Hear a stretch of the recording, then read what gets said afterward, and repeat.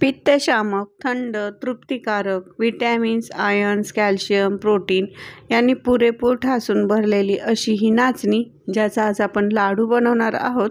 याच नाचणीला एक super food देखील मानले जाते. तर आज ह्या लाडूचे आज आपण 2 प्रकार बघणार आहोत. त्यासाठी व्हिडिओ शेवटपर्यंत नक्की बघा.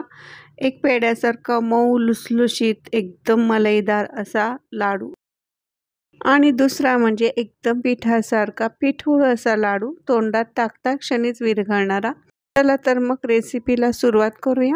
लाडूसाठी इथं मी 1 वाटी वजनी प्रमाण म्हटलं तर 100 ग्रॅम साजूक तूप घेतलेलं आहे.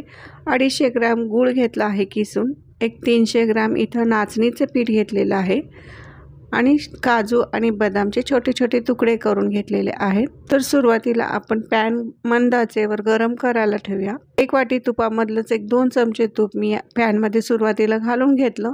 त्यामध्ये आपण ड्रायफ्रूट्स तुपावरती चांगले असे कुरकुरीत होईपर्यंत भाजून घेऊयात. हे पण तुम्हाला आवडत असतील ड्रायफ्रूट्स असतील तर घ्या, नाही घेतले तरी चालतील. ड्रायफ्रूट्स भाजून झाले, बाजूला काढून ठेवूया. त्याच पॅनमध्ये वाटीतलं उरलेलं सर्व तूप घालून घ्यायचं आणि तूप थोडंसं गरम झाल्यानंतर आपण याच्यामध्ये नाचणीचं पीठ घालून घेणार आहोत. गॅसची आच एकदम बारीकच ठेवायची. इथं मी बाजारात जे रेडीमेड पीठ मिळतं नाचणीचं ते वापरलेलं आहे.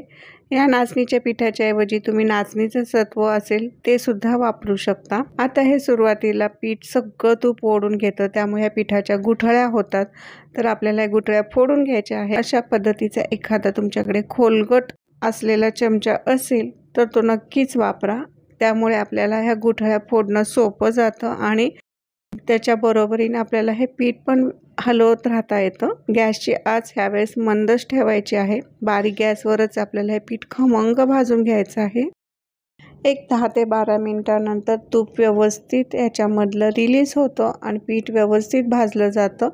अशा वेळेला आता गॅस बंद करायचा आणि पीठ थोडंसं कोमट करून घ्यायचं आहे, थंड करून घ्यायचं. पीठ थोडंसं गरम असतानाच आपल्याला हे मिक्सरच्या मोठ्या जारमध्ये घालून घ्यायचं. तुम्ही 2 बॅचमध्ये सुद्धा हे वाटून घेऊ शकता. आता यामध्येच आपण गूळ पण घालून घेऊया आणि आपल्याला हे आता व्यवस्थित मिक्सरला फिरवून घ्यायचं आहे.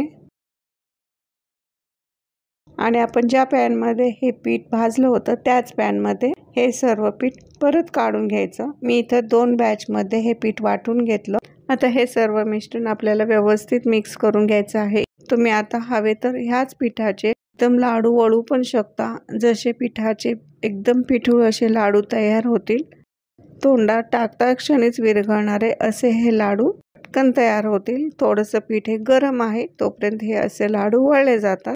कमी वाटत असेल, कोरडं वाटत असेल तर तुम्ही अजून तूप याच्यामध्ये गरम करून घालून हे लाडू तुम्ही करून घेऊ शकता. तयार झाले एकदम पिठूळ असे तोंडात टाकताच विरघळणारे नाचणीचे लाडू. आता दुसरी पद्धत बघतोय. तर आपण जे पीठ भाजून घेतलं होतं त्यामध्ये आता तळलेले ड्रायफ्रूट्स आहेत ते टाकून घेऊया आणि यामध्येच तुम्ही अर्धा कप पाणी किंवा अर्धा कप दूध घालून एक 5 मिनिटासाठी गॅसवर परत परतून घेऊया. इथं व्हिडिओचं बटन ऑन करायचं राहिला, त्यामुळे हा व्हिडिओ माझा स्किप झाला.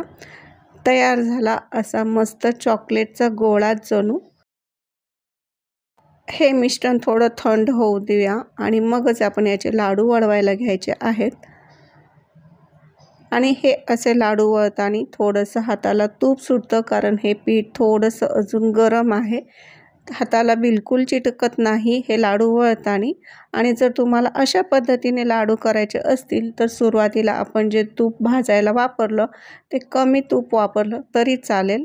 मुलांना हा चॉकलेटचा लाडू म्हणून जरी खायला दिला तरी ते मुले आनंदाने खातील आणि लागतो पण जवळपास चॉकलेटच्या लाडूसारखा. तर नक्की असे लाडू ट्राय करून बघा आणि हे लाडू थंड होण्यासाठी थोडा वेळ फ्रीजमध्ये ठेवा.